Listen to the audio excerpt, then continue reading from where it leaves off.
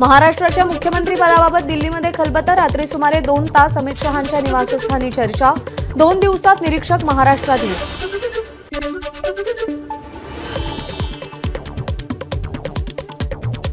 महाराष्ट्राच्या मुख्यमंत्रीपदी फडणवीसच विराजमान होणार। शहांसोबतच्या बैठकीत फडणवीसांच्या नावावर शिक्कामोर्तब झाल्याची सूत्रांची माहिती। सर्व प्रक्रिया लवकरच पार पडून औपचारिक घोषणा होईल। महाबैठकीत शिंदेंकडून 12 मंत्रिपदांसह विधान परिषद सभापती पदाची आणि गृह नगरविकास यासह महत्त्वाच्या खात्यांची मागणी। मात्र उपमुख्यमंत्री पदाबाबत कोणताही निर्णय नाही।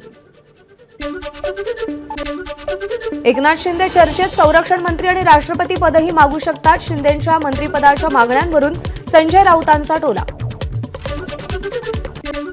राज्याचं नेतृत्व दिल्लीसमोर झुकलं। दिल्लीश्वरांनी डोळे वटारल्यावर शिंदेंना शांत बसावं लागेल, राऊतांचा हल्लाबोल।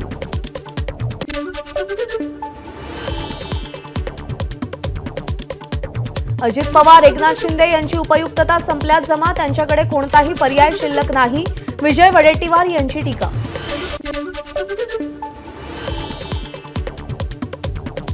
देवेंद्र फडणवीस मुख्यमंत्री झाल्यास विदर्भातील बॅकलॉग भरून निघेल। फडणवीस लोकप्रिय मुख्यमंत्री म्हणून छाप पाडतील अशी अपेक्षा। विजय वडेट्टीवार यांचं वक्तव्य।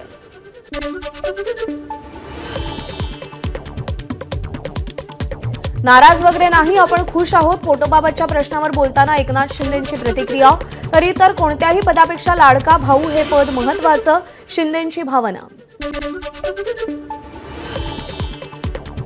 फडणवीस, अजित पवार आणि एकनाथ शिंदेंच्या उपस्थितीत महायुतीची आज मुंबईत बैठक। अमित शहांनी दिलेल्या सूचना आणि निर्णयांबाबत चर्चा होणार। मुख्यमंत्री पदाबाबतचा निर्णय लांबणीवर पडत असल्यानं शिवसेना आमदारांमध्ये अस्वस्थता वाढली। नेते मंडळींकडून एकमेकांच्या गाठीभेटी घेणं सुरू। मंत्रिपदाची माळ गळ्यात पाडून घेण्यासाठी अनेक जण इच्छुक। महायुती सरकारच्या मंत्रिमंडळात महिला आमदारांची संख्या वाढणार। 4 महिला आमदारांची मंत्रिपदी वर्णी लागण्याची शक्यता। आदिती तटकरे, देवयानी फरांदे, श्वेता महालेंच्या नावाची चर्चा।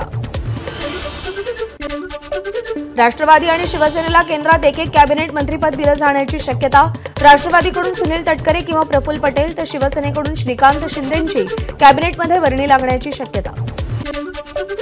महायुतीत राष्ट्रवादीकडून 8 कॅबिनेट आणि 3 राज्यमंत्री पदाची मागणी। सूत्रांची माहिती। सध्या असलेल्या मंत्र्यांपैकी 7 जणांना पुन्हा संधी, तर यंदा काही नव्या चेहऱ्यांना संधी दिली जाण्याची शक्यता। जंगल में सन्नाटा छाएगा, जल्द ही शेर वापस आएगा, अमोल मिटकरींचं ट्विट। अजित पवारांच्या फोटोसह हे कॅप्शन दिल्यानं चर्चांना उधाण। मुख्यमंत्री कोण व्हावं यात समाजाला रस नाही। आमच्या मागण्या कोण मान्य करेल यात आम्हाला रस।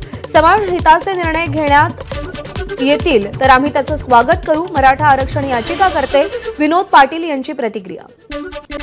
दिल्लीमध्ये आज काँग्रेस कार्यकारिणीची बैठक। बैठकीमध्ये काँग्रेसच्या पराभवाच्या कारणांवर सविस्तर चर्चा होणार।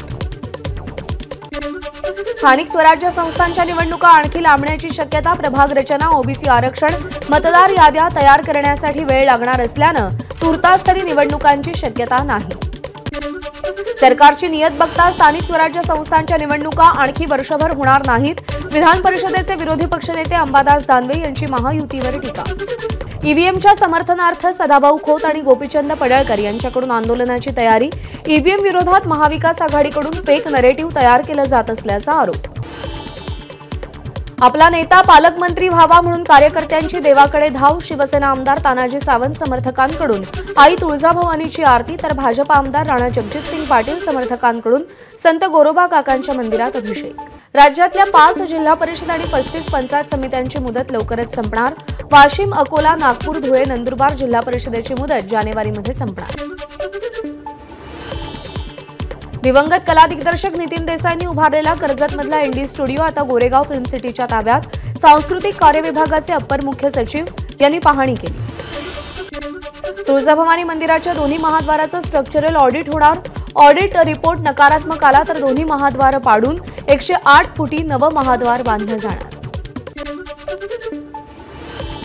मुंबई वडोदरा द्रुतगती महामार्गासाठी नेमलेल्या कंपन्यांची महसूल बुडवल्याची बातमी माझानं दाखवली होती।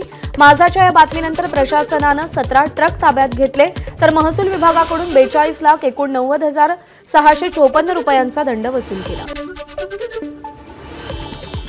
नाशिकच्या कॉम्बॅट आर्मी एव्हिएशन ट्रेनिंग स्कूलच्या लष्करी तळावर हेलिकॉप्टरच्या कसरती।